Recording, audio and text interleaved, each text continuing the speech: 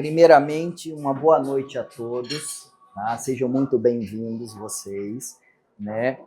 E hoje a gente está retomando a nossa primeira reunião, tá? Da reunião de discussão de casos de cirurgia da coluna. Em 2023 a gente começou essas reuniões mensais para discutir sobre cirurgia endoscópica de coluna, tá? E aí todo mês a gente vinha apresentando casos, a gente foi criando uma boa relação com todo mundo, especificamente para a cirurgia endoscópica de coluna. Só que a gente viu a necessidade de ampliar isso daí. Então hoje é a primeira reunião em que a gente vai começar a discutir temas de educação continuada, exatamente numa parceria com o Coluna Sem Neuro, que é o nosso podcast exatamente voltado para isso. E aí essas nossas reuniões, a partir de agora, elas vão ser gravadas, inclusive, tá? Que aí vai ficar nesse portal para a gente poder ter uma ferramenta exatamente da nossa experiência capixaba com o manejo dessas doenças da coluna, com todas essas inovações que a gente vem conseguindo fazer.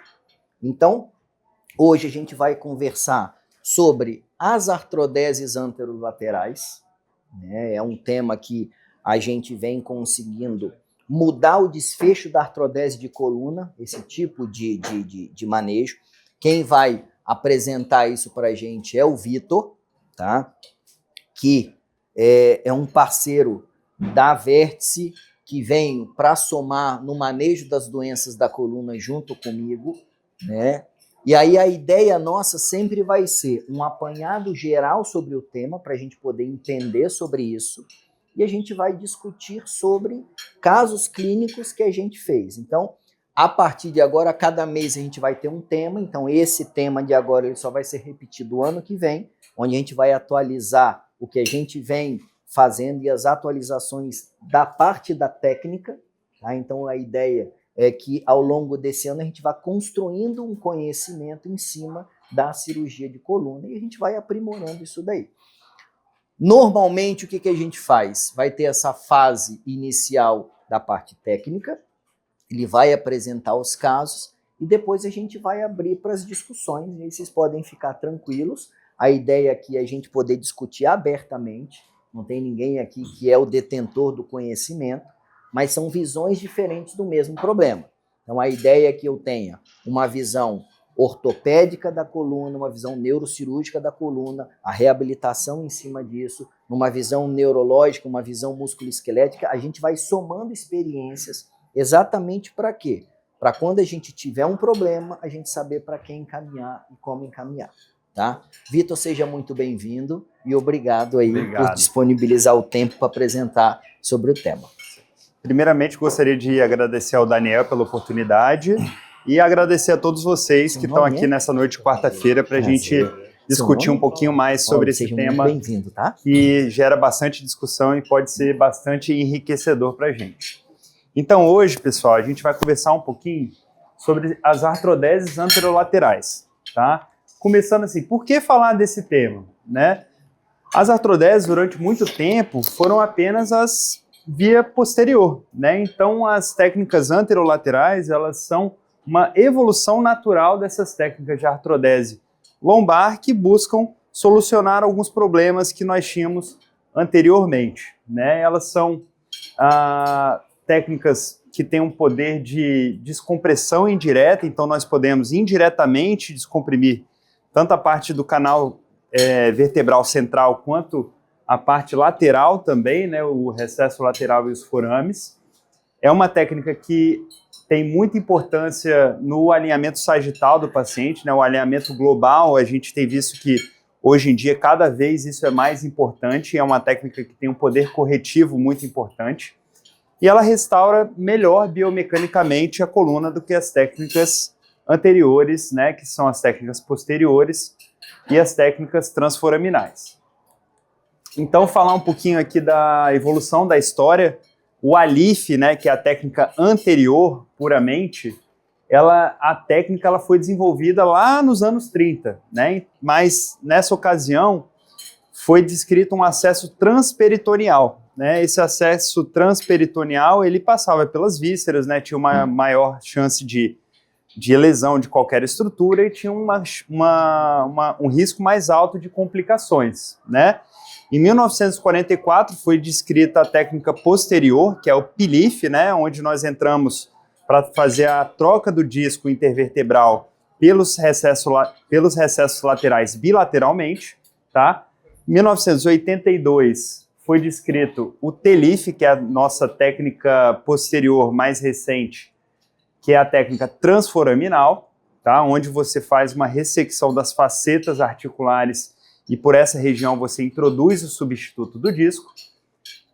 E a partir da década de 90 foi descrito já os acessos retroperitoneais. E daí, né, vieram as variações, né? O ALIF, que é a técnica anterior, o L-LIF, que é a técnica lateral transpessoas, e a técnica oblíqua, que ela é anterior ao pessoas, né? Então, um brasileiro, o Pimenta, ele fez esse desenvolvimento inicial do L-LIF, que é a técnica lateral, e depois Orguzzi, em 2006, descreveu formalmente o L-LIF, e de 2012 para cá o OLIF moderno, descrito por Silvestre.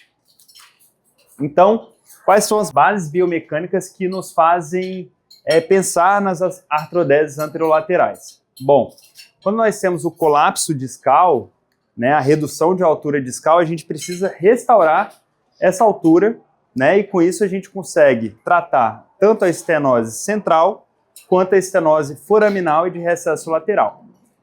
A discopatia degenerativa ela também leva à dor discogênica e a uma sobrecarga, e essa sobrecarga pode levar também à dor facetária, tá?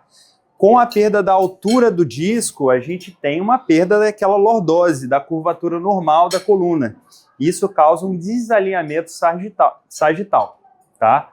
Então, assim, as artrodeses anterolaterais, elas vieram para trazer uma área intersomática maior. Isso traz uma melhor distribuição da carga sobre os platôs vertebrais. Eu vou explicar um pouquinho melhor agora. Então, o que é essa área intersomática? É justamente a área de contato do substituto discal com os platôs vertebrais.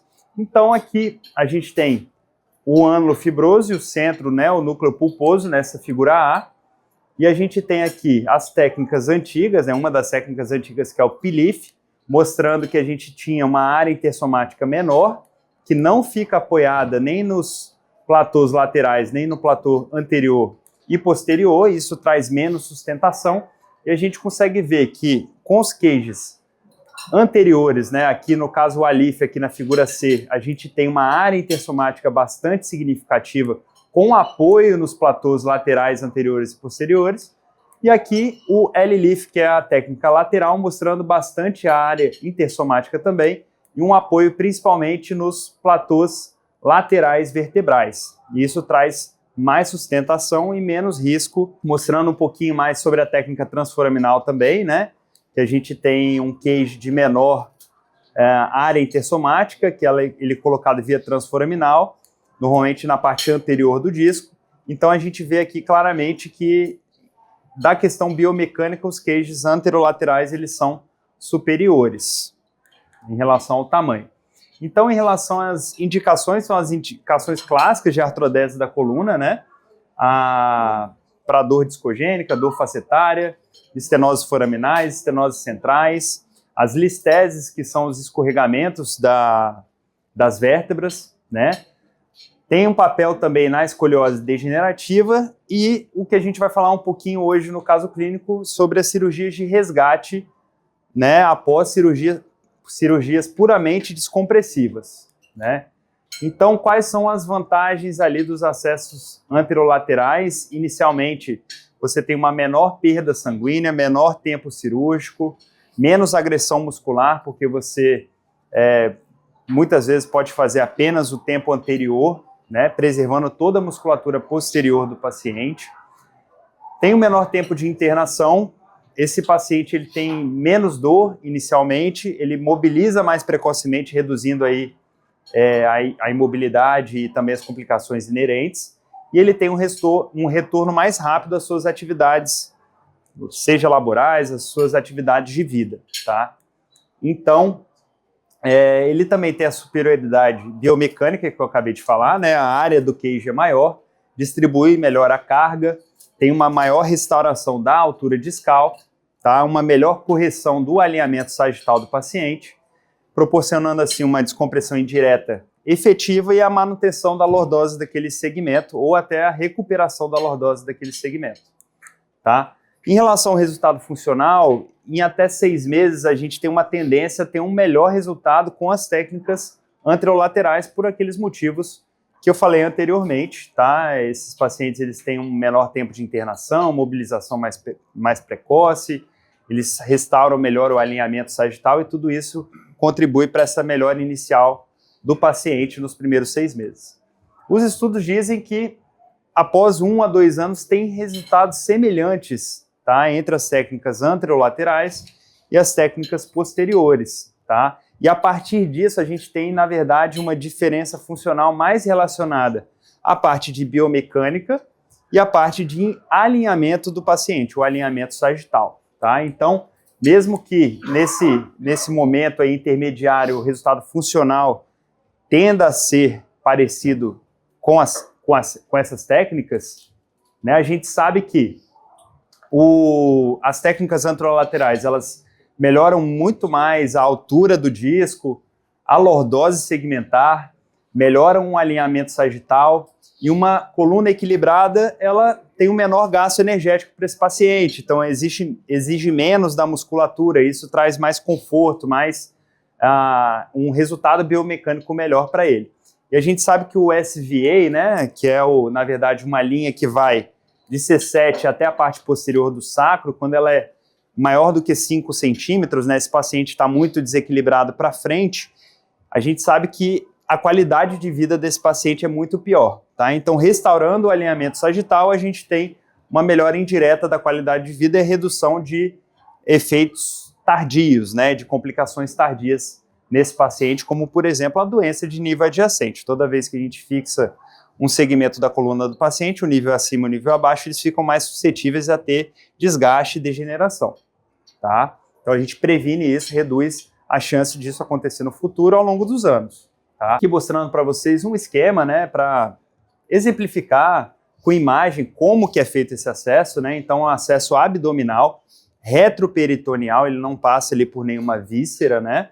No L5-S1 ele é feito entre os vasos ilíacos e nos níveis acima ele é feito lateral aos vasos ilíacos, sendo que no OLIF você aproveita essa janela aqui na frente do músculo e no L-LIF, né, ou X-LIF você passa transmuscular através do psoas. Isso vai ser importante para os detalhes técnicos de cada tipo de técnica, tá? Então, mostrando aqui novamente, né, as áreas intersomáticas, como que é interposto esse cage, né?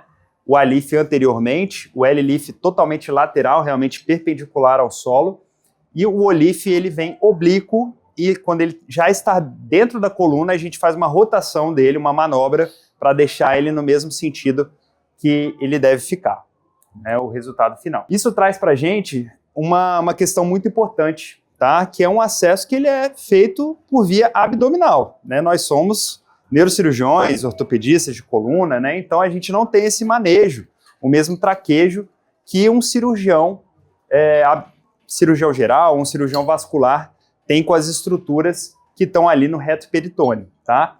E é importante a gente salientar a diferença entre um cirurgião de acesso e um cirurgião vascular. Não é todo cirurgião vascular que é capaz e capacitado para fazer um acesso para a coluna, tá? Então, o cirurgião de acesso, que na maioria das equipes, né, a equipe que tem a maior casuística do Brasil e do mundo é a equipe do Aécio Dias em São Paulo, eles têm cirurgiões vasculares especialistas em acesso, né? Então eles deixam você na cara do gol. Eles têm um completo domínio ali dos afastadores que a gente precisa, eles fazem uma boa exposição do espaço discal, e isso reduz o risco de complicações, traz mais segurança e otimiza o tempo do procedimento também. Então não é qualquer cirurgião geral ou qualquer cirurgião vascular que está apto e capacitado para fazer o acesso para a gente na coluna, né? Então, discutir um pouquinho de cada detalhe ali das técnicas principais, né? O A-LIF, que é o acesso anterior, ele é excelente para o nível L5-S1 e ele é possível ali também para o L3, L4, L4 e L5. Eu coloquei um asteriscozinho ali no L2 e L3 porque é um nível muito alto onde você tem que ter uma mobilização dos grandes vasos, né, da aorta e da veia cava medialmente, e isso aumenta o risco de lesão vascular, né? Então, vamos dizer assim, em linhas gerais, L3, L4, L4, L5 e o melhor de todos, L5, S1, tá? A gente vê aqui que a taxa de fusão, né, de sucesso da artrodese é uma taxa muito alta, de 94%, né? E isso colocando o queijo sozinho, sem a instrumentação via posterior, né? Colocando os parafusos por trás, a taxa de fusão chega a 97%, né? E a gente tem alguns trabalhos que mostram ali, em média, 70% da área do forame só com a descompressão indireta, tá? Sem nenhuma descompressão direta, né? Você tem uma excelente área intersomática, né? Isso traz bastante estabilidade. E tem um conceito aqui que é interessante, que é a abertura do ligamento longitudinal anterior da coluna, né? Então, abrindo esse ligamento, a gente alivia mais as tensões e a gente consegue ganhar tanto mais altura quanto mais lordose naquele segmento, tá? Então, aqui mostrando novamente o acesso ao disco, né, entre os vasos ilíacos, tá? Então, aqui a gente tem um exemplo de uma reconstrução L4, L5, onde a gente conseguiu bastante altura discal, né? Então a gente vê aqui que a gente tinha uma listese aqui grau 1 para grau 2 com perda de altura, e aqui a listese foi corrigida com excelente ganho de altura, né? Nesse caso aqui que foi apresentado no artigo, com instrumentação via posterior, né, com os parafusos, tá? Então aqui uma imagem intraoperatória, qual que é a visão que a gente tem depois que o cirurgião de acesso acaba o trabalho dele. Tá? A gente tem essa visão antes da dissectomia, né? Então a gente tem ali marcado de vermelho a nossa veia ilíaca esquerda, aqui marcado de vermelho também a veia ilíaca direita, e entre os vasos a gente faz a dissectomia, e a partir desse espaço que fica a gente interpõe o substituto discal, tá? Mas e aí? Em que casos que a gente vai fazer só o queijo anterior? Que casos que a gente vai ter que fazer a via posterior simultaneamente, naquele mesmo tempo? Então esses artigos eles trazem um pouco da biomecânica da instrumentação, né? Então a gente vê que a gente consegue aumentar a redução de movimento segmentar, né, a estabilidade da construção com a colocação dos parafusos via posterior. Isso é muito importante para aqueles pacientes que já têm um risco mais alto de pseudartrose, de falha da instrumentação, de subsidence. Então aqui, em alguns casos, a gente consegue aumentar até de 50% para 80% na extensão, de 70% para 90% na flexão, né, de 60% para 80% na flexão lateral. E o movimento de rotação também, a gente consegue fazer é o que a gente tem um maior travamento, né, uma maior estabilidade e aumento da força da construção é na rotação axial, né, que sai de 50% para 80% de bloqueio desse movimento. Então, não tem uma resposta certa, mas a gente sempre tem que pensar na instrumentação via posterior naqueles pacientes com fatores de risco, né? Por exemplo, osteoporose, uso continuado de corticoides, alta estatura, obesos. Então, esses pacientes têm uma maior chance de falha e você tem que considerar a fixação via posterior, tá? Então, aqui é um exemplo que a gente fez tem alguns dias, tem umas 3 semanas, de um paciente que tinha uma claudicação neurogênica gravíssima, com estenose tanto de recesso e estenose foraminal L5-S1, tá? Então, esse paciente ele não tolerava, um paciente do André, né, que nós fizemos aí algumas semanas para trás, que não tolerava ficar 1 minuto em pé, né, que já adormecia a perna, perdia a força, não tolerava mais caminhar. Então, fizemos a cirurgia, né, substituímos o disco, colocamos os parafusos via posterior por conta da idade, né, por conta dos fatores de risco, e esse é o paciente no dia seguinte. No dia seguinte, já de pé, caminhando pelo corredor, fazendo a reabilitação inicial precoce, tá, já pronto para ir para casa, tá? Então, esse é o poder que a gente tem de descompressão neural indireta nesses pacientes, coisa que dificilmente você conseguia tão bem assim com as vias posteriores.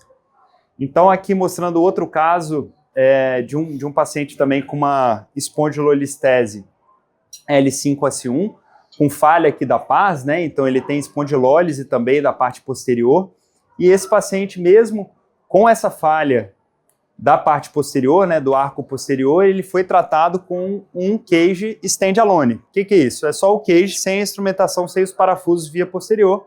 E ela evoluiu bem, fez a consolidação e não foi necessária a fixação via posterior. Mas a gente tem que lembrar, esse paciente, por exemplo, é um paciente jovem, magro, de estatura mediana, não tinha uma alta estatura, então assim, sem fatores de risco para falha da instrumentação. Então, até nesses casos onde a gente tem a espondilólise, a gente pode lançar mão do cage stand-alone no ALIF, tá? Aqui mostrando a reconstrução do mesmo caso, né? Mostrando aqui o tanto que a gente ganha de altura nesse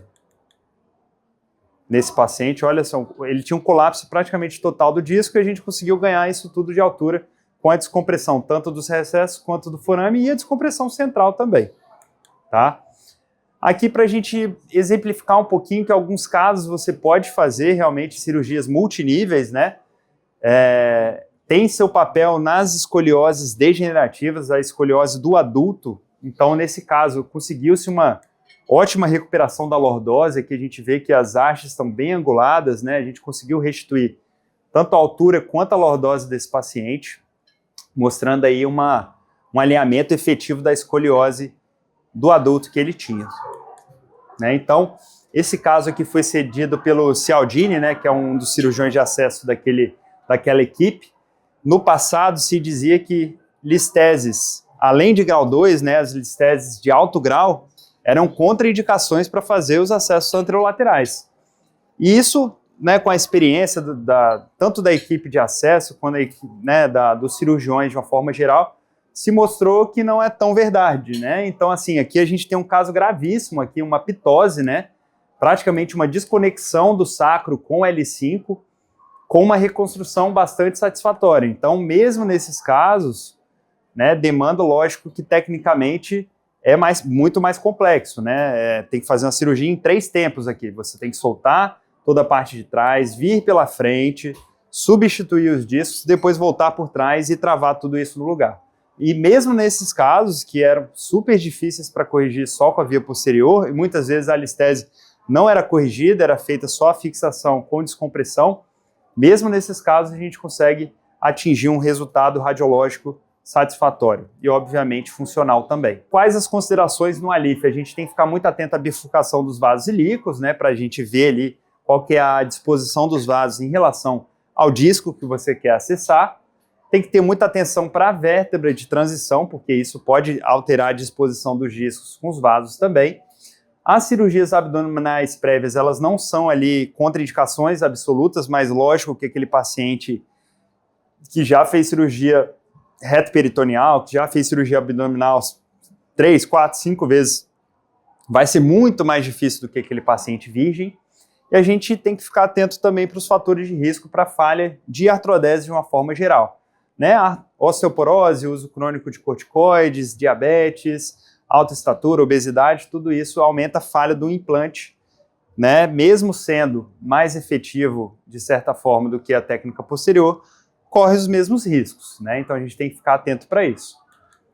Então, aqui mostrando para a gente qual a atenção que a gente tem que ter para a janela vascular, para a gente acessar o disco. Então a gente consegue ver aqui na setinha verde, aqui no meu lado direito, né, entre os vasos ilíacos, a gente tem uma grande janela com bastante gordura retroperitoneal entre os vasos. Isso aqui mostra que eles estão extremamente mobilizáveis, né, e a gente consegue colocar os afastadores com segurança, afastar os vasos e trocar o disco de forma efetiva. Aqui um outro exemplo, né, no nível mais alto, aqui um L3, L4, L4, L5, onde a gente entra lateralmente aos vasos. E a gente vê aqui que também tem um grande espaço para a gente entrar com bastante gordura anterior aos vasos. Isso traz bastante segurança para a gente e uma maior facilidade no acesso. Então, esses dois aqui são exemplos clássicos de anatomias vasculares que são favoráveis para a realização dos acessos anteriores, né, para a realização do ALIF, né, e que isso vai se transpor também para as outras técnicas. Então, aqui são exemplos menos favoráveis. Não são contraindicações absolutas hoje, tá? Com a evolução da técnica, principalmente da técnica de acesso, esses discos se tornaram factíveis de ser feitos, né? Então a gente tem aqui uma janela lateral menor, né? A gente vê que tem uma osteofitose grudando aqui a veia ilíaca esquerda no disco, né? Isso dificulta a mobilização para o lado contralateral, né? Não quer dizer que contraindica, mas isso vai ser difícil. É uma consideração que a gente tem que ter em mente na hora da indicação, até para a gente discutir com o cirurgião de acesso, para ele se preparar, para ele estar preparado para o que ele vai encontrar, tá? E aqui do lado esquerdo também uma anatomia menos favorável, né? A gente vê que tem uma osteofitose anterior grande aqui, sem gordura entre os vasos, né? Isso mostra que tem bastante fibrose, isso tudo está muito agarrado e vai ter uma dificuldade maior de soltar esses vasos para que você possa acessar o disco, né? Então aqui você tem uma dificuldade lateralmente, que praticamente você não tem espaço para passar entre os vasos, e medialmente tem essa osteofitose grudando ali todos esses vasos no disco que dificulta o acesso. Hoje, com essa equipe que é extremamente experiente, eles conseguem fazer esse acesso. Não é contraindicado, tá? No passado já foi, hoje a gente consegue ter bastante segurança de realizar também nesses casos de anatomia menos amigável. Então aqui mostrando um artigo sobre essa questão dessa gordurinha antes da veia, né, da veia ilíaca esquerda. Então quando a veia ilíaca esquerda está bem aqui no tipo 1, está bem lateral, você não tem grande dificuldade de acessar entre os vasos, né? Então esse é o tipo mais favorável que tem de anatomia vascular. A tipo 2, a gente tem uma veia ilíaca já mais medial ali, ela é mais difícil de luxar, tanto medialmente quanto lateralmente, mas a gente ainda tem um coxinho de gordura anterior a ela, posterior a ela, né? Então isso acaba facilitando né, a mobilização desse vaso. E a tipo 3, mostrando ali o vaso grudado normalmente nos osteófitos anteriores do disco. Isso dificulta, aumenta o grau de dificuldade do acesso ao disco, tá? Então, algumas complicações específicas do ALIF, né, a gente vê que são complicações raras, que tem baixo percentual na literatura, né, a lesão vascular é a mais frequente, em torno de 3%, tá? Mas existem também outras complicações. A ejaculação retrógrada, de 2,7%, é uma complicação que existia muito na técnica antiga, que era transperitoneal, hoje praticamente muito baixa, né? Danos neurológicos cerca de 2%, mas normalmente são alterações transitórias de sensibilidade, nada que comprometa o paciente. Alterações do trânsito gastrointestinal também, numa porcentagem baixa. Lesão de uretério é muito rara, menos do que 0,1%, 0,0003% nesse artigo aqui, que é o artigo daquela equipe que eles fizeram uma revisão de 5.300 níveis, né, que eles operaram.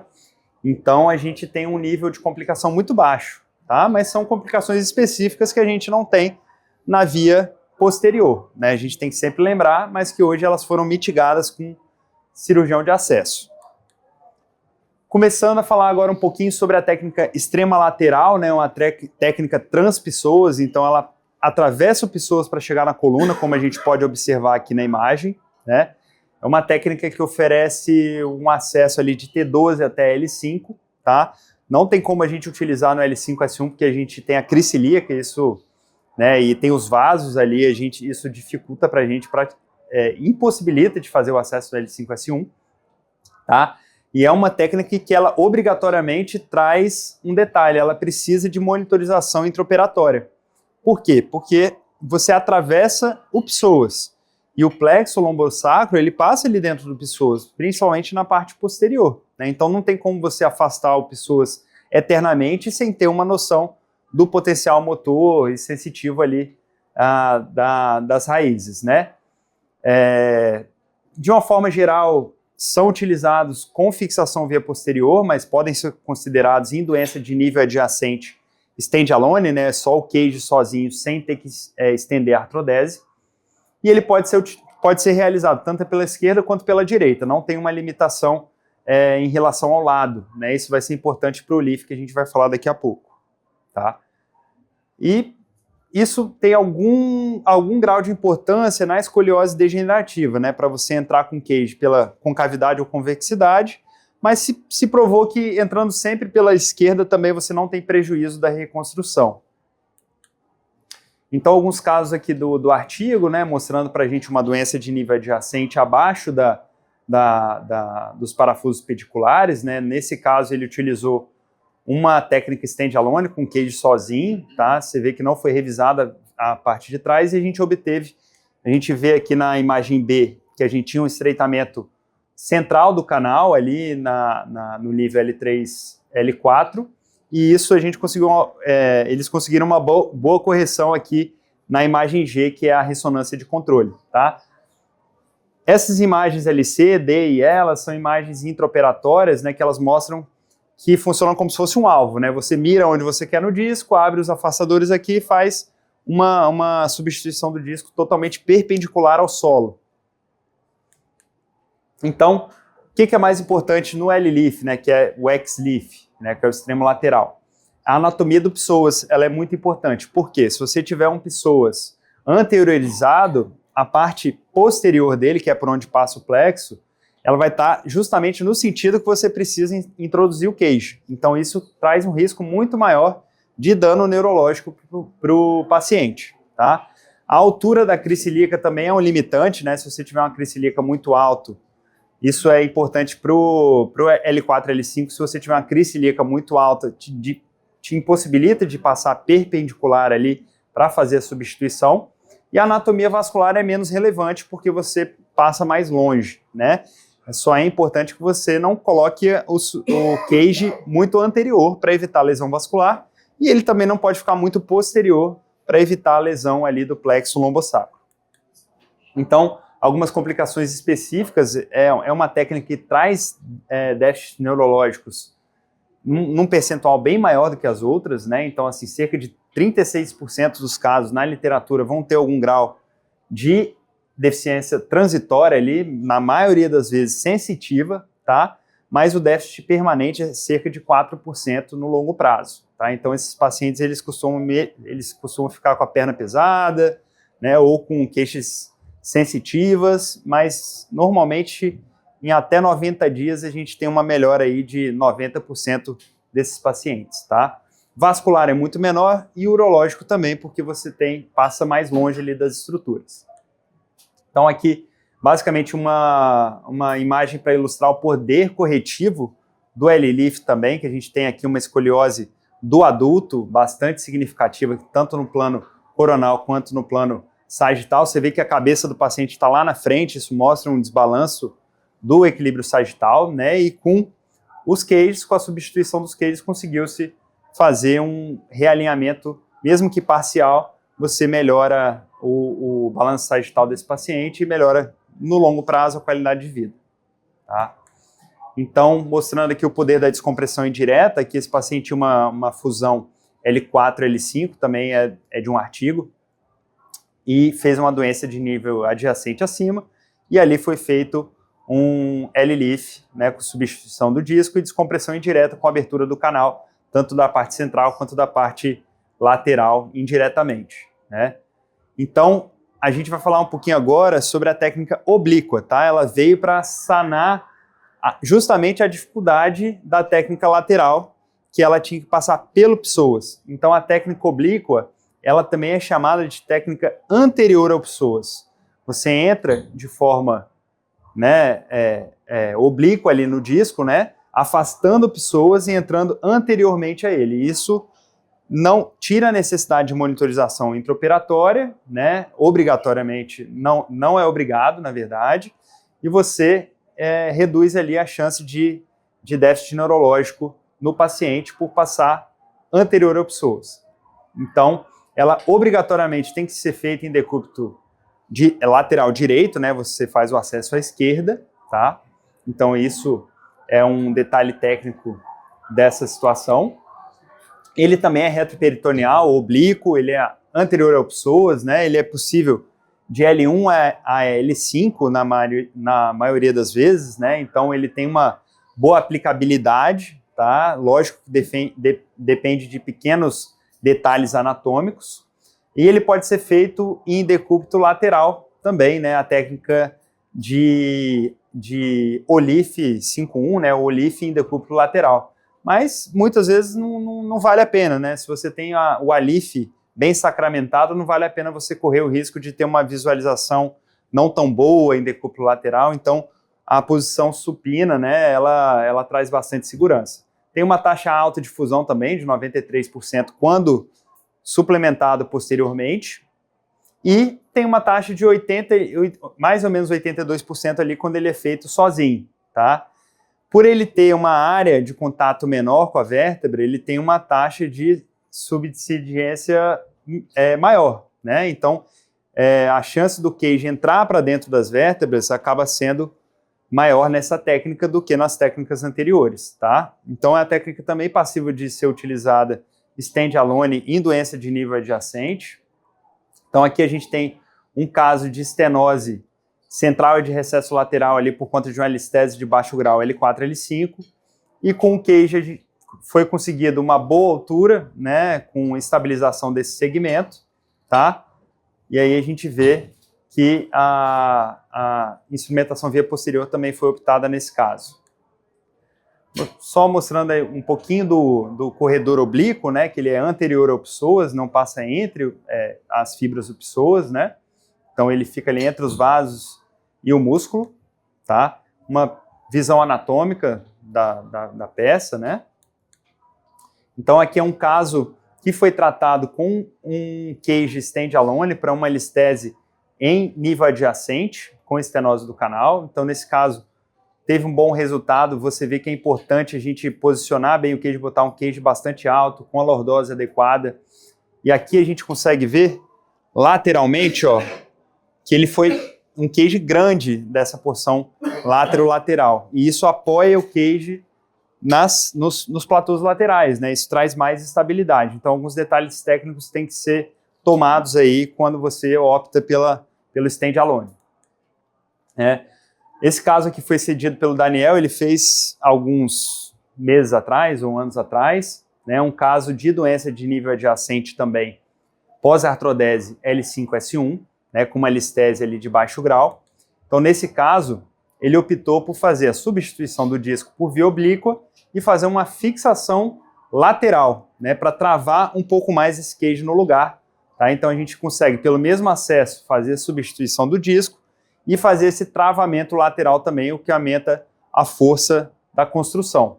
Então, aqui a gente tem uma imagem intraoperatória ali mostrando, pós-substituição do disco, esses dois parafusos que foram colocados lateralmente. Mostrando um pouquinho o poder de correção também de escoliose degenerativa do adulto com o OLIF, você consegue uma boa correção e alinhamento também.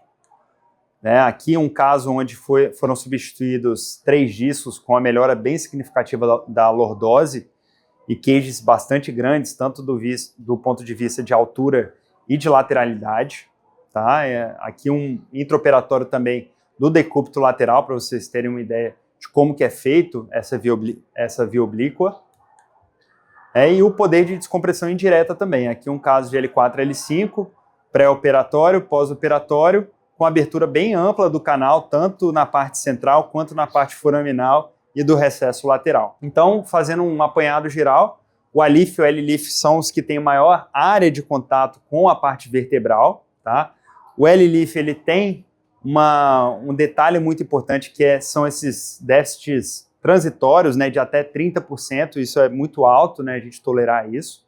E o OLIF, ele tem um risco de subsidência mais alto, né, porque ele entra oblíquo, você tem que rodar, então acaba ficando um pouco menor, dependendo da técnica que você utiliza. Então, nos trabalhos, ele tem esse maior risco de falha, né, principalmente se ele for utilizado sem os parafusos posteriores, tá?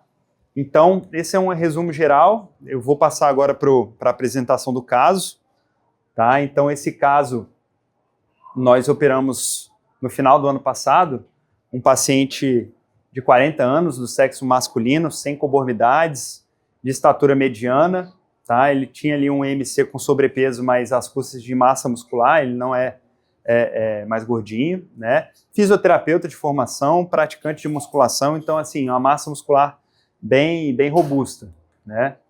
Ele tinha sido submetido 20 anos atrás a 2 cirurgias abertas para tratamento de uma hérnia de disco L5-S1 à direita.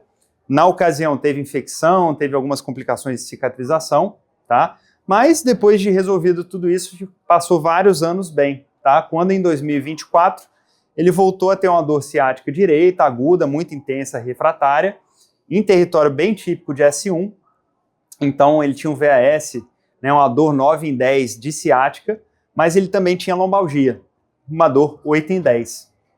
E ele evoluiu nos primeiros meses muito bem, tá? Com melhora da ciática, com melhora inclusive da lombalgia, mas depois de um tempo ele piorou novamente.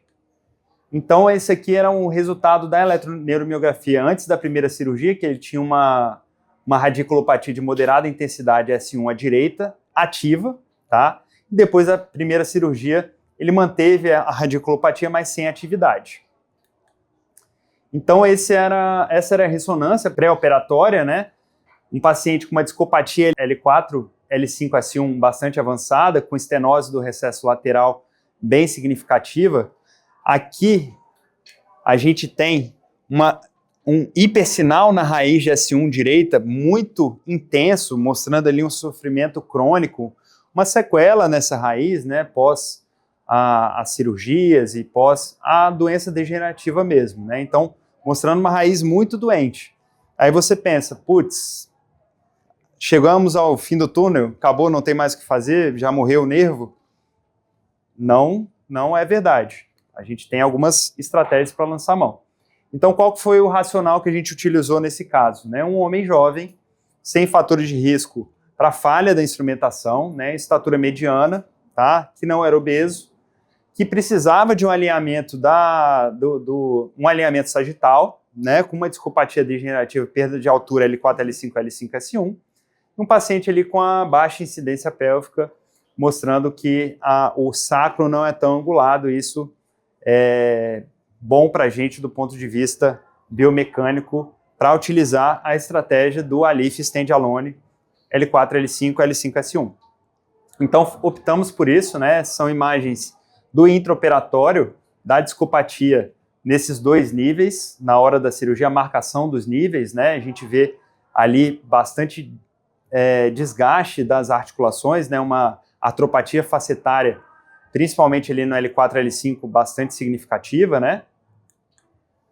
E aqui o aspecto final, após a substituição dos discos, que a gente conseguiu uma recuperação do alinhamento sagital, né? Da curvatura, da lordose mais natural, um bom alinhamento coronal também, a gente vê ali que as vértebras estão mais alinhadas, né? A gente vê até menos borramento ali na faceta L4, L5 também, né? Para dar uma noção de como que é feito o corte na pele, é um corte que vem da região pélvica, né? A região abdominal baixa, e ela vem até do lado do umbigo, às vezes não precisa a gente chegar até nessa altura. Isso vai depender de quantos discos que vão ser trocados, né?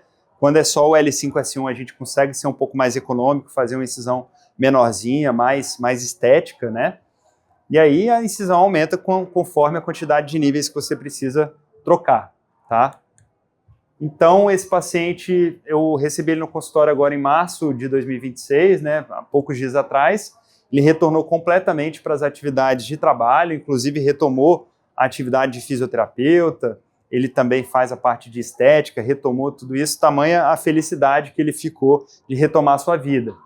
E ele retornou à musculação plena com o personal, agora que a gente já está com mais ou menos 6 meses dessa cirurgia, e assim, com 0 de ciática e com uma lombalgia ali 1 em 10, totalmente tolerável. Ele falou que raramente ele sente, e quando ele sente, né, uma analgesia simples é suficiente. Então, assim, uma lombalgia que ficou funcional para ele, né? Residual muito, muito pequena, tá? Então, esse é o nosso resultado pós-operatório com a substituição dos discos. A gente vê que teve uma abertura central, teve abertura dos recessos laterais, abertura foraminal nos 2 discos, né? Mostrando aqui uma tomografia, também o raio-x já com 6 meses, totalmente adequado, sem nenhuma complicação. Mostrando aqui para a gente as radiografias dinâmicas, mantendo a mobilidade, né, sem nenhuma instabilidade segmentar nos níveis que foram operados. Tá? Esse é o paciente agora, mês passado, fazendo musculação, feliz e pleno, feliz da vida, tá bom? Era isso que eu tinha para falar com vocês, né? Eu queria só revisitar aqui algumas mensagens para casa, que a gente pode considerar as artrodeses anterolaterais, principalmente nos casos onde a gente não pode aplicar a técnica endoscópica ou que a técnica endoscópica já falhou, né? A gente tem que ficar muito atento também para os fatores de risco das artrodeses de uma forma geral, né? Porque isso aumenta bastante o risco de falha, tá? A gente tem que ter também em mente as considerações anatômicas de cada técnica. Lembrar que com isso a gente consegue aumentar a altura discal, corrigir melhor o alinhamento sagital, promover descompressão indireta, né? A gente tem uma maior estabilidade biomecânica e uma maior área de contato dos queijos com os platôs vertebrais. Isso traz bastante vantagem para as técnicas anterolaterais em relação às técnicas posteriores, tá? Então é isso que eu tinha para falar com vocês. Muito obrigado pela atenção. Sei que foi muita coisa. Deixe meu contato para quem não tiver ainda. Obrigado. Hein? Isso aí. Gente, eu vou fazer algumas considerações. Eu deixei para fazer isso no final também. Queria agradecer, primeiramente, a equipe da Trindade, tá? Que vem ajudando a gente incondicionalmente nessas tarefas. Então, cada empreitada que brota na maluquice da minha cabeça, o pessoal tá sempre junto, tá? Vinícius, eu queria que você viesse aqui para a gente poder agradecer, você dá algumas palavras aí pro pessoal. Pode ser o Costelinho. Vini. Perfeito. Obrigado. Obrigado. Bom, boa noite, gente. Como o Daniel falou, sou o Vinícius, sócio da Trindade Medical. Vitor, obrigado, parabéns pela brilhante aula. E estou aqui para agradecer vocês e reafirmar nosso compromisso de estar sempre investindo em novas tecnologias, apoiando esse movimento que tem feito a diferença não só na medicina capixaba, mas tem levado a medicina capixaba em outro patamar no nosso país. Então, obrigado, Dani, por essa oportunidade de fazer parte dessa história. E contem conosco, a Trindade Medical está aqui para isso. Obrigado. Isso aí. Pessoal, a ideia, você vê que é bastante técnico. Vitinho, volta um pouquinho Isso aí, pode ser aí. É um tema complexo, tá? A gente ficou bastante tempo discutindo sobre cirurgia endoscópica, que é uma visão alvo dirigida, né? Só que o que acontece? Quando a gente começa a montar o nosso raciocínio, e esse caso é um caso bastante interessante para a gente montar esse raciocínio, por quê? Existem algumas doenças que têm a ver com o pilar de sustentação do corpo. E aí a cirurgia endoscópica eu não consigo trabalhar com isso. E aí a clínica eu consigo identificar exatamente isso. Ah, uma doença radicular pura, como foi na cirurgia passada, então eu consigo, por exemplo, com um conceito endoscópico. Agora, as artrodeses anterolaterais é onde a história vai mostrando que são problemas de pilar de sustentação. Então, Vitor mostrou. E aí eu vou tentar, numa linguagem um pouco mais fácil a gente entender, por quê? Dependendo do alinhamento, eu tenho uma tendência do centro de gravidade mais à frente, é onde eu preciso, por exemplo, considerar uma fixação posterior.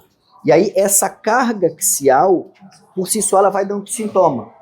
E aí é onde eu considero as artrodeses anterolaterais. Então, toda vez que eu tiver qualquer sinal de doença de sobrecarga axial, ou instabilidade, a cirurgia endoscópica ela não pode ser um ferramental nosso, a não ser que venha uma complementação. Então eu posso usar, por exemplo, a cirurgia endoscópica para descomprimir um segmento, porque é mais fácil descomprimir e obrigatoriamente eu tenho que fazer uma fixação? Em teoria, sim. Então hoje, ele se torna importante a avaliação da presença ou não, por exemplo, de instabilidade.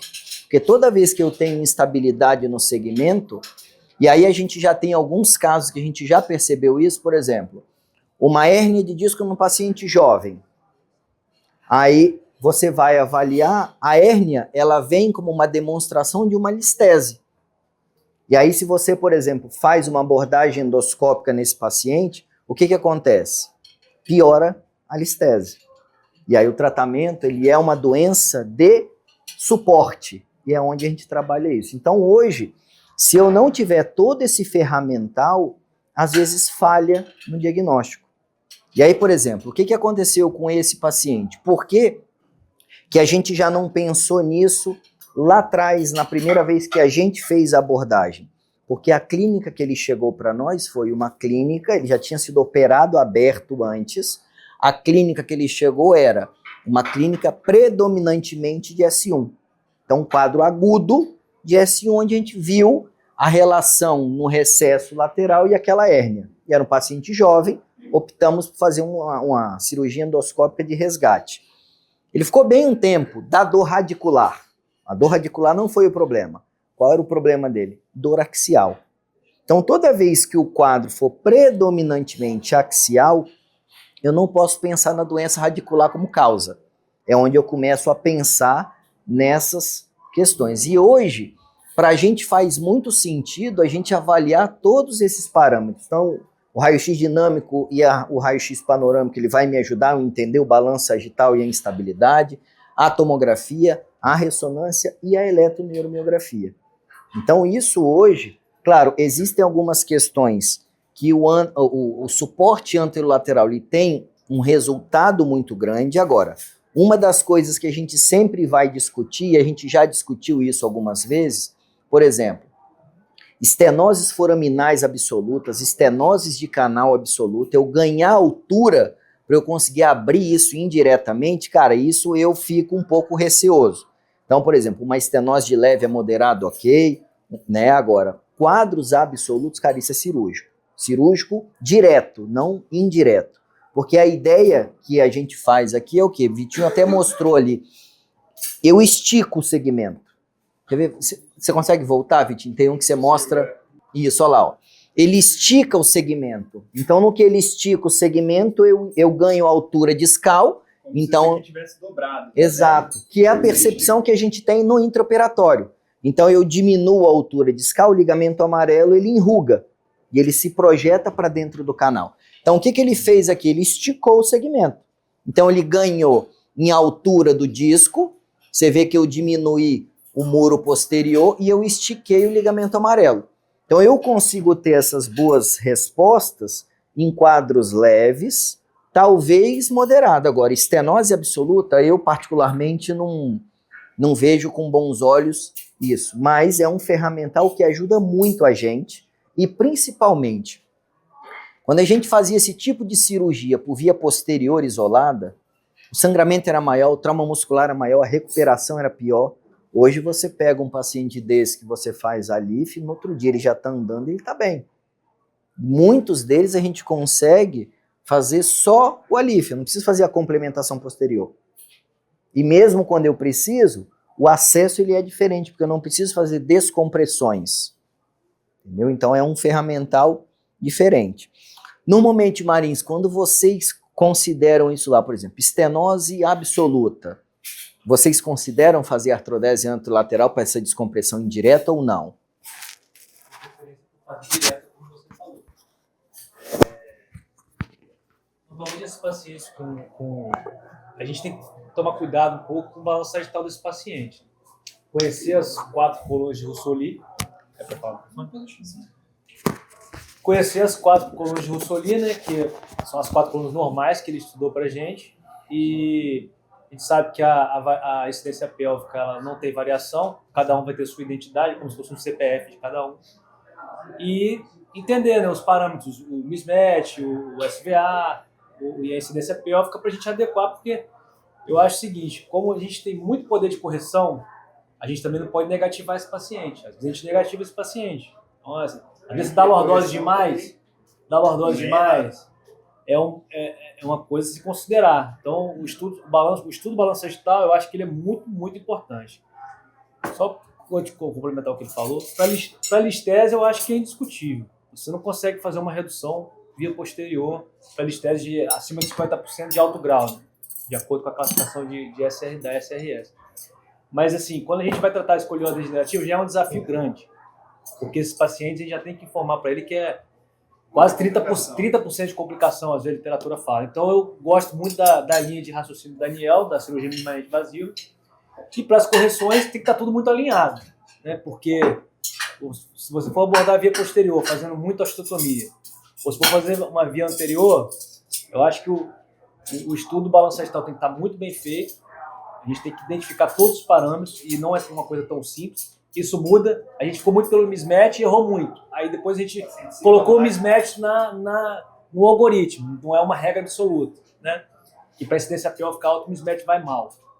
Então eu acho que a gente tem que ter um estudo bem preciso e entender bem o que esse paciente precisa mesmo e é para a gente propor, né, o tratamento. E sobre os subsilence que você falou, isso também tem que ser levado em consideração. Os pacientes, quando tem muita osteoporose, às vezes a gente põe um apoio e esse apoio não aguenta.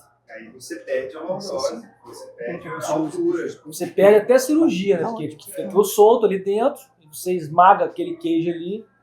Então, assim, é uma técnica encantadora, porque você faz um acesso pequeno e o paciente vai embora andando no outro dia. Mas eu acho que, aprendi isso com você também, é uma técnica que a gente tem que ter um estudo, não é só colocar um queijo e ganhar lordose, né? Falta uma imagem sua. Um entendimento bacana daquilo ali para a gente indicar legal. Porque uma das coisas que a gente observa exatamente nisso que você estava comentando, Marins, no momento quando a gente vai ganhando a altura discal, automaticamente a gente vai aumentando o espaço da faceta. Isso é um dos indicativos que a gente observa na região cervical também, por quê? Às vezes eu vou ganhar um grande espaço aqui, olha aqui, ó, o espaço facetário. Ou seja, eu causei uma luxação da interface articular. Ou seja, isso daqui está além da capacidade de carga. Entendeu? Então eu vou ganhar um grande forame agudamente ali, mas quando eu colocar carga, ela já é uma carga que está além da articulação. Então esses indicativos a gente precisa ver. Por isso que, por exemplo, casos de estenose muito grave, se eu quiser ganhar tamanho, eu aumento em sobrecarga de platô. E eu tenho risco de fratura. E realmente o que acontece é a fratura do platô. Ele entra e aquilo dali eu vou ter dor.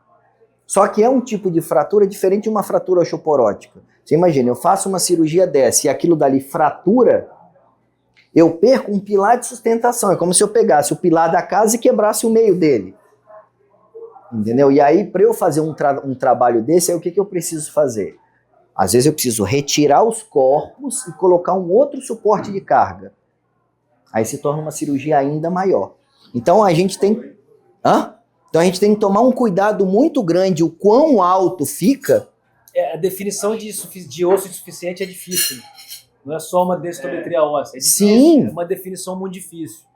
E aí é uma região de muita força. É uma região que a gente, por exemplo, fazendo uma analogia, você vai fazer uma prótese cervical, vai bem. Vai fazer de lombar, é problema. A gente sabe que é difícil, é um lugar difícil, tem muita força. O principal, assim, em relação às artérias é a seleção do paciente. Sim. Selecionar é uma das partes mais importantes, porque muitas vezes você vai ter um paciente idoso, 80 anos, com escoliose degenerativa. Você não vai fazer uma lite, você não vai fazer uma artrodese. Mas às vezes ele tem uma dor ali típica, L3, L4, L2, L3, você vai lá ver, tem um forame. Com a endoscopia você consegue descomprimir só aquele forame, resolver a dor desse paciente, acompanhar, refazer os exames, né? Porque o paciente com dor, numa posição antálgica, né? Existe também a piora dos alinhamentos. Existe endoscopia que melhora o balanço sagital todo. Exatamente. Você faz uma panorâmica antes e pós-endoscópica, o paciente sem dor, ele está compensado. Escoliótica, né? Com certeza. A atitude muscular. Então, você tem que selecionar muito bem esse paciente. Não é primeira escolha nunca. E quando você tiver problema com barriga, é mais importante. Quando você tiver problema com barriga, você vai estar sozinho. O cirurgião de acesso não vai vir lavar para você, não.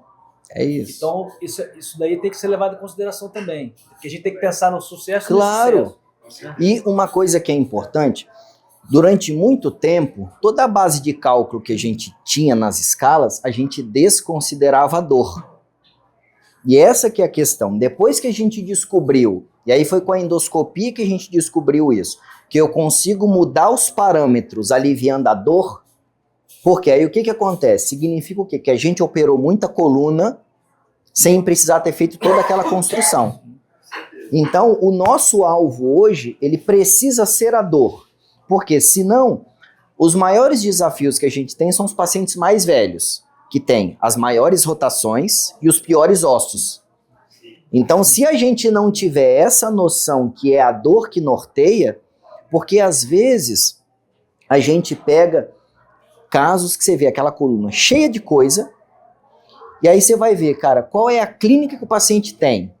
Porque isso pra gente é importante, porque se a gente for olhar só o exame, você vai corrigir todo mundo. Sim. Mas às vezes você vai ver o cara tem aquele monte de coisa e ele tem, sei lá, um S1 à direita.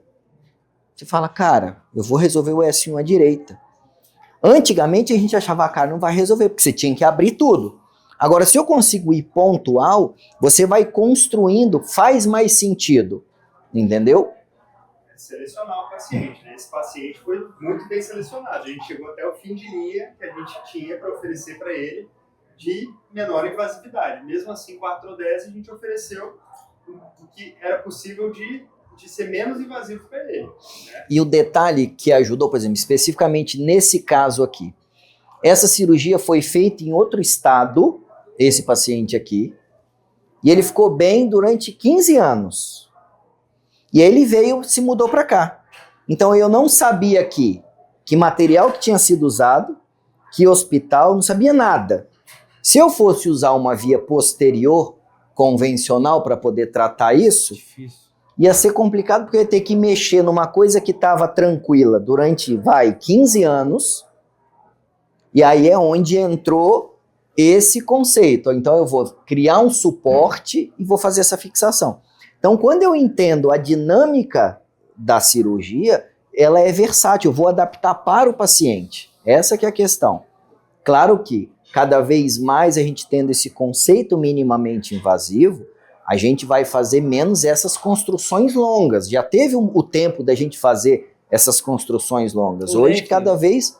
O Lenk, quando ele trata a escoliose degenerativa, ele nunca coloca menos que 4 hastes. Quando ele faz posterior. Nunca coloca menos de 4 hastes. Eu estava com o Fogaça esse final de semana e ele falou sobre isso. Então, isso tem uma tendência agora também, né? Porque quando você vai tratar a escoliose degenerativa, a chance de quebrar uma haste porque demora a consolidar, ou porque você colocou rigidez demais. Porque você quebrou a haste, por quê? Porque não colou ou porque você colocou rigidez. É difícil. Você não tem um dosímetro, né, para saber se aquilo... E aí ele usa 2 hastes de cada lado. Você vê como que é complexo, é difícil tratar de escoliose degenerativa. É muito difícil. Eu acho que é o maior desafio da cirurgia da coluna degenerativa Você falou, 50% de complicação. É muito alto. Não dá para entrar com o paciente. E sem conta com a família, aqui em Vitória tem isso, sem conta no supermercado com a família, né? Então, e o difícil é isso, é o alinhamento de expectativa, cara, porque o que acontece? Existe uma coisa que é a doença grave, que por si só ela é grave, e existe a expectativa que todo mundo cria em cima daquilo. Sim. Porque hoje é muito complicado também, se você não chega e diz a gravidade daquilo, você já chega perdendo, cara. Imagina, você já vai chegar com 50% de chance de insucesso. Entendeu? Mas tem que fazer. Sim. Que às vezes ela vai progredir a ponto de ter que fazer. Hoje, do ponto de vista biomecânico, Pablo, você pega, por exemplo, um paciente desse com a LIF L5-S1 sozinho, cara... precocemente ele pode voltar com reabilitação tranquilo, porque a cicatrização é rápida. Porque assim, o acesso em si é basicamente um corte aqui, porque o resto a gente vai chegando no lugar. É diferente quando a gente fazia por via posterior, que eu tenho trauma de ligamento, musculatura, entendeu? Então o suporte de carga, por quê? Aquilo dali ele vai virar uma ponte óssea com 4, 6 meses. Você não vai esperar esse tempo para pôr carga, você já consegue pôr carga. Entendeu? Então, do ponto de vista de reabilitação, cara, ele é muito melhor do que a fixação posterior. Tem um colega, o Alberto Costa, que ele operou o Zé Rafael do Santos, o cabeça de área. Jogou no Palmeiras, tá no Santos, tá jogando. Um ali com um nível, jogando futebol profissional. Você vê como que, às vezes a gente fica assim, vamos botar uma prótese, né? Todo mundo gostaria de botar uma prótese, que é muito mais legal, né? Mas a crítica da prótese da lombar é que você perguntar para o Aécio, se você for revisar um ALIF de um nível com 2, 3 meses, ok, dá para você revisar. vai revisar uma prótese que solta com 3 anos. Ele não entra ali mais. É um problemaço. Eu, particularmente, não gosto da artroplastia lombar. Eu acho ruim, cara. Eu acho ruim também. Eu acho ruim. respeito. Eu acho que, assim, uma doença que, assim, não dá pra gente inventar moda. Tem muita força, eu acho. Entendeu? É uma carga muito grande. E, assim, particularmente quando a gente pensa num contexto de artroplastia, eu preciso ter algumas coisas que aqui eu não vou ter. Então eu vou precisar ter uma faceta muito boa que eu não tenho, eu vou precisar ter uma estrutura ligamentar muito boa que eu não tenho. Então eu sinto que é uma forçação se a gente tentar colocar alguma coisa móvel ali. Entendeu? Agora, é diferente de uma ponte óssea. Se eu crio uma ponte óssea ali com descompressão, cara, eu resolvi o problema ali. E realmente resolve. Você vê que quando bem indicado, a artrodese anterolateral resolve o problema. É que eu acho que às vezes é legal assim, um argumento para o paciente, mas eu vou ficar com a coluna rígida. Pô, você tem um jogador de futebol que está jogando futebol profissional com mão ali. Por que a gente não pode, né, indicar para um indivíduo que tem uma... que vai fazer fez 2 níveis. O Serginho do vôlei tem uma artrodese de 2 níveis, o líbero. Mas aquela antiga. Mas ele jogou Olimpíada. Então... Tudo é indicação, seleção e indicação. Começa por aí. Mal indicado, resultado ruim. Seleção ruim, O resultado paciente ruim. fica aquele estigma, né? Mas vai fazer artrodese. Mas eu acho que assim, hoje, a gente guiando pela dor, a chance de errar é menor.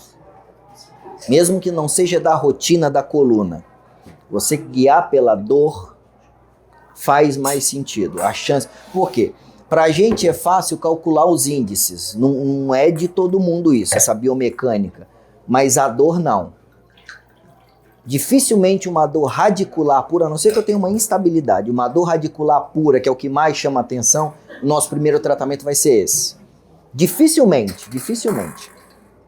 Esse primeiro tratamento a gente vai pensar o quê, cara? Dor axial.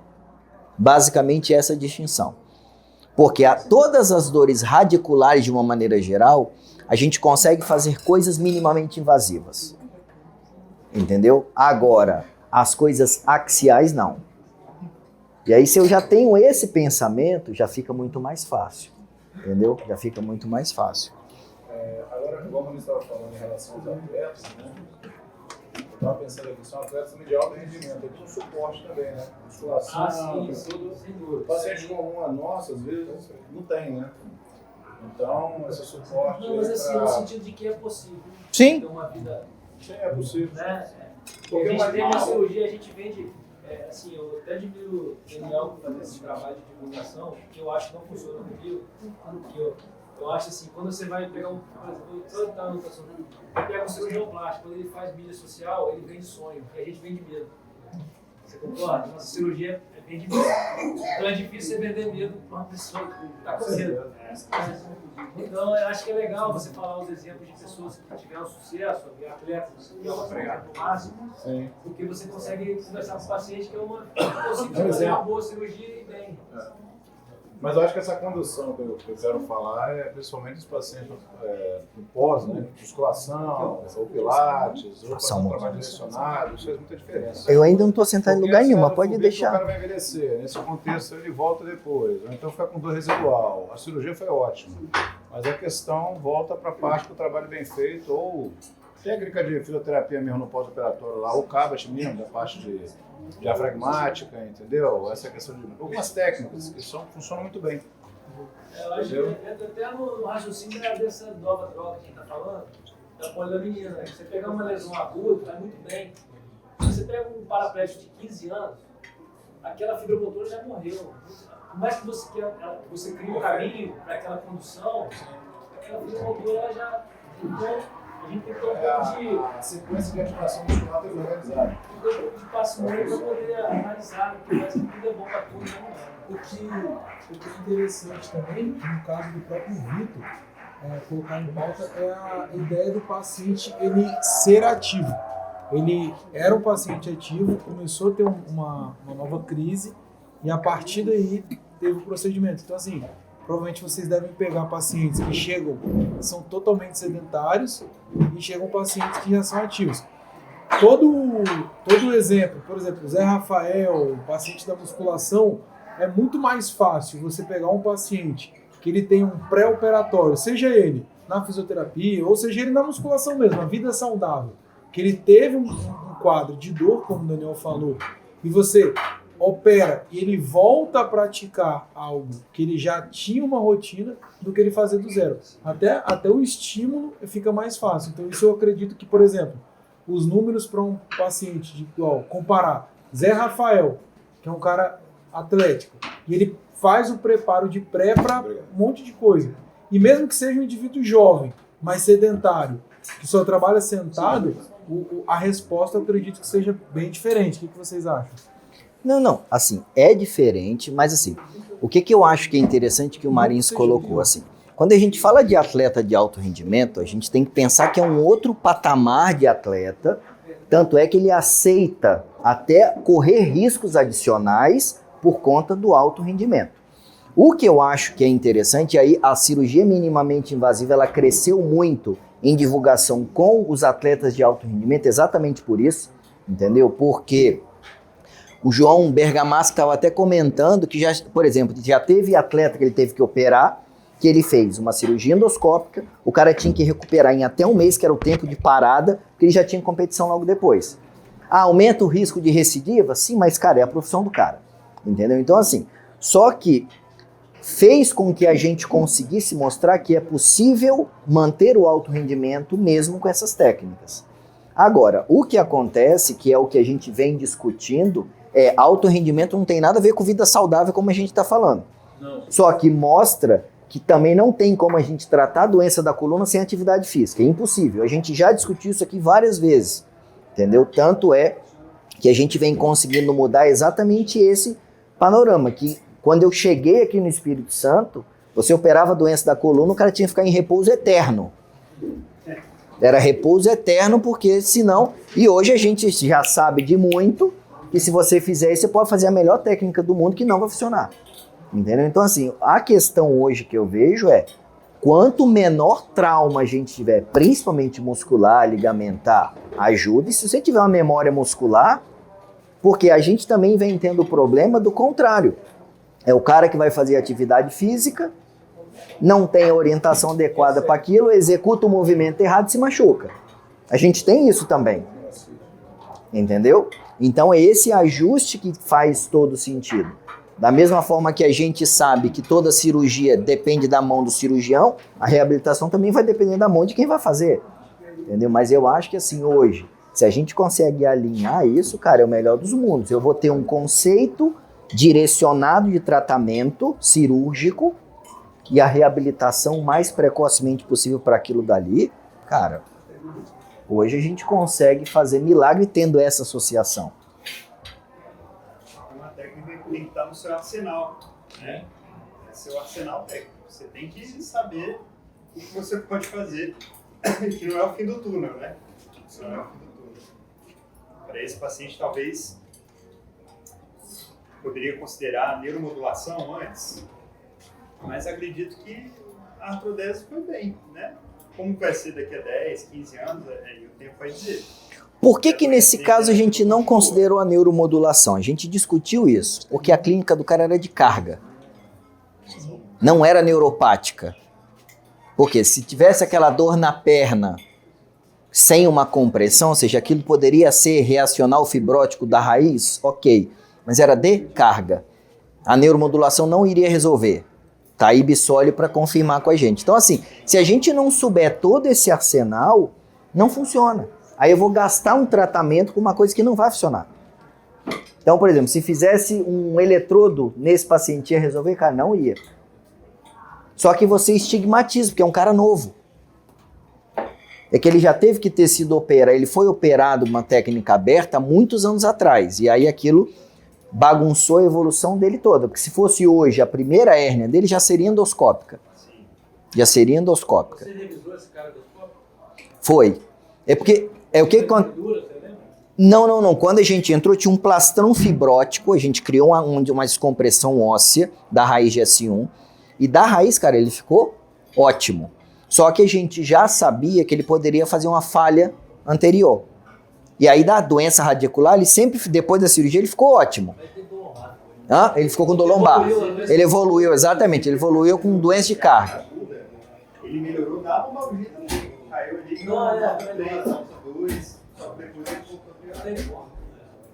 E aí ficou aquele arrastado, entendeu, Marisa? Tipo assim, da dor radicular o cara tava bom, só que era um cara novo e, cara, não tava satisfeito. Entendeu? Só que não era aquela dor excruciante, mas estava lá, diário. Queria malhar. E sentia dor. Entendeu? Aí ficou naquela, vamos fazer? Aí a gente sentou pra discutir, cara, vamos. Só que aí pra fazer nós vamos tratar os dois níveis. E o cara tá de boa. É isso, senhores. Vitinho. Obrigado, cara.